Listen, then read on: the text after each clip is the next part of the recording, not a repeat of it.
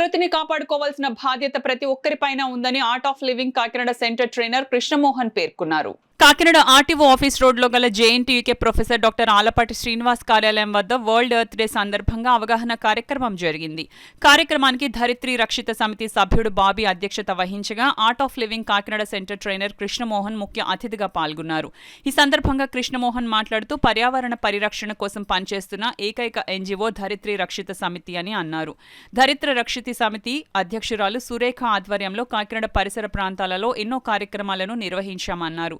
ఈ కార్యక్రమంలో ధరిత్రి రక్షిత సమితి సభ్యులు, స్కూల్ విద్యార్థులు పాల్గొన్నారు.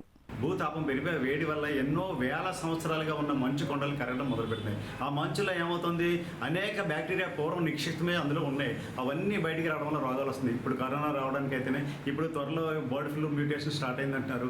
అనేక రోగాలు రావడానికి అవకాశం. కాబట్టి ప్రజలు అప్రమత్తంగా ఉండాలి. ఎప్పుడు కుండలో నీరు వాడడం, కొంచెం బ్యాక్ టు రోడ్స్ పూర్వం మన వాళ్ళు ఎలా చేశారో వాటిని అవలంబించడం.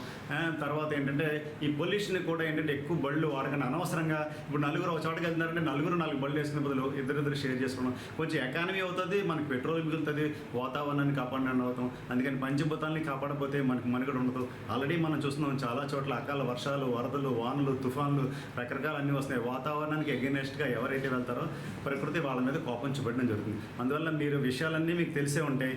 అందువల్ల ప్రకృతిని కాపాడడానికి అందరూ సహకరించాలి, మొక్కలు నాటాలి, జాగ్రత్తలు తీసుకోవాలి. అందరికీ మరొకసారి దినోత్సవం కూడా మీకు శుభాకాంక్షలు చెప్తున్నాం. అంతేకాకుండా మనకి మే 13వ తారీఖు ఎలక్షన్ కాబట్టి యూత్ అంతా కూడా ఓటు హక్కును వినియోగించుకోవాలి. మీ ఓటు తప్పనిసరిగా వేయాలి. ఎవరైతే సరైన నాయకులు ఉంటారో, ఎవరైతే ప్రజలకు ఉపకారం చేస్తారో ఆ నాయకులు కూడా చెప్పాలి. వాతావరణాన్ని పరిరక్షించే విధానాలు మీరు అసెంబ్లీలో పెట్టాలి, వాటినే పాటించాలని. అలాంటి వాళ్ళని మనం ఎన్నుకొని మన రాష్ట్రాన్నే కాదు, దేశాన్ని కాదు కాపాడి ప్రపంచానికి ఒక ఆదర్శంగా ఉండవచ్చు.